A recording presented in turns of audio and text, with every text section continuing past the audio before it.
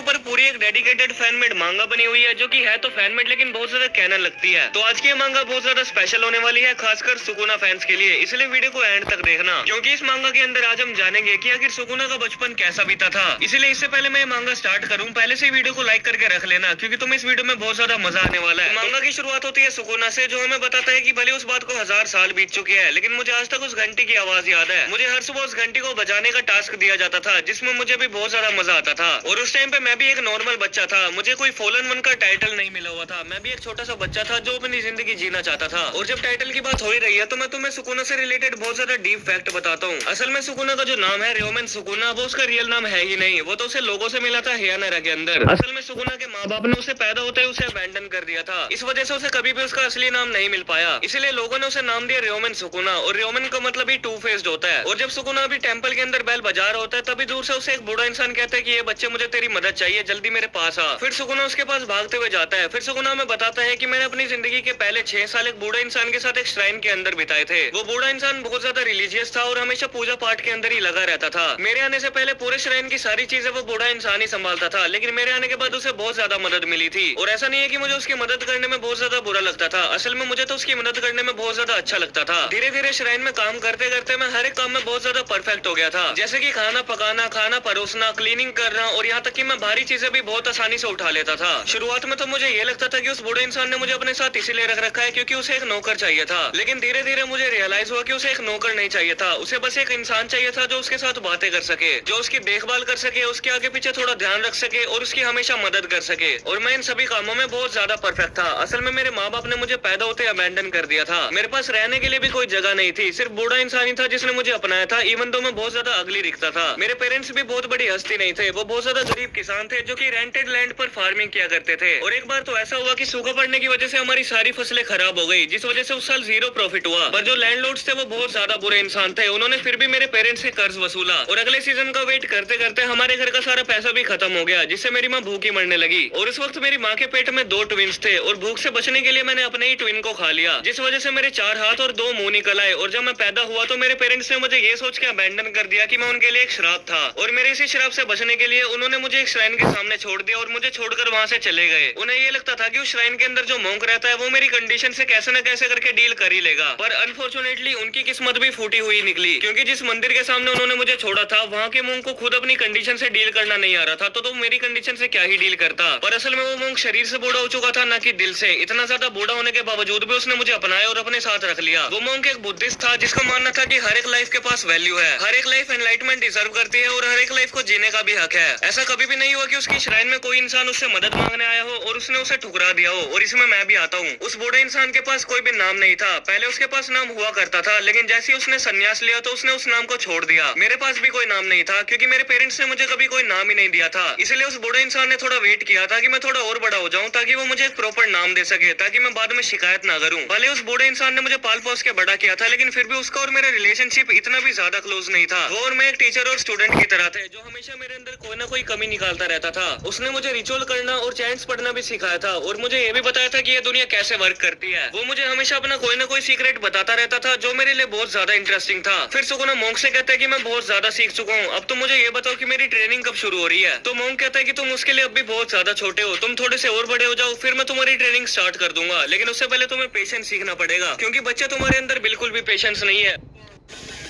आता 35 मध्ये गर्मी भूल। How beautiful. स्प्राइट पिया, ठंडा रहा।